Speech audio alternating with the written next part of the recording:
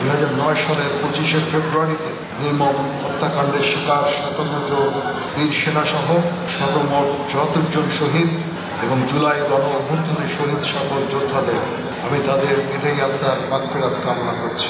সম্মানিত বীর মুক্তিযোদ্ধাগণ, আপনারা আমাদের দেশের শ্রেষ্ঠ সন্তান, আপনারা আমাদের গর্ব, আমাদের অহংকার।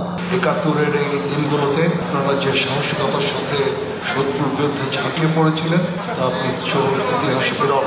আপনারা দেখিয়েছেন আদর্শের পথে অবিচল থেকে কিভাবে কঠিন শত্রুও মোকাবেলা করে বিজয় ছিনিয়ে আনা যায়। অসীম সাহসিকতার এই দৃষ্টান্ত প্রতিটি বাঙালিকে আজও অনুপ্রাণিত করে চলেছে।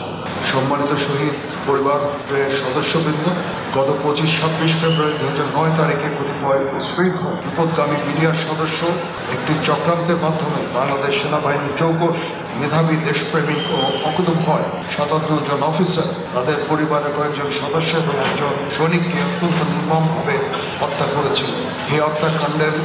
এই হত্যাকাণ্ডের মাধ্যমে তদানীন্তন মিডিয়ার সেনাবাহিনী তথা দেশ ও জাতির অভাবনীয় ক্ষতি সাধিত হয়েছে, যা কোনোভাবেই পূরণ করা যাবে না। তাদের এই আত্মত্যাগকে স্মরণ রাখতে 25শে ফেব্রুয়ারি জাতীয় শহীদ সেনা দিবস ঘোষণা করা হয়েছে এবং আমরা প্রতি বছর এই দিবসটিকে জাতীয় শহীদ সেনা দিবস হিসেবে পালন করি। আমরা সকল শহীদদের পরিবারের প্রতি সর্বাত্মক সহযোগিতা নিশ্চিত করছি এবং ভবিষ্যতেও এই সহযোগিতার ধারা অব্যাহত থাকবে ইনশাআল্লাহ।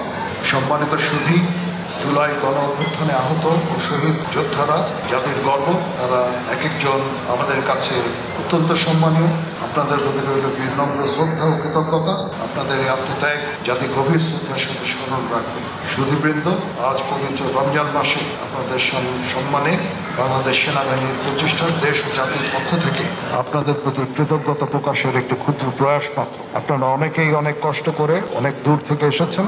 আমাদের আমন্ত্রণ রক্ষায় আপনাদের মূল্যবান সময় দেওয়ার জন্য আমি আপনাদের সকলের প্রতি আন্তরিক ধন্যবাদ জানাচ্ছি। আপনাদের মতো বীর সেনানী ও পরিবারবর্গের সাথে কিছুটা সময় অতিবাহিত করে আমরা সকলে অত্যন্ত আনন্দিত, গর্বিত। আপনারা প্রার্থনা করবেন বাংলাদেশ সেনাবাহিনী যেন তাদের লক্ষ্যে অবিচল থাকতে পারে। বাংলাদেশ সেনাবাহিনী সবসময় আপনাদের পাশে থাকবে।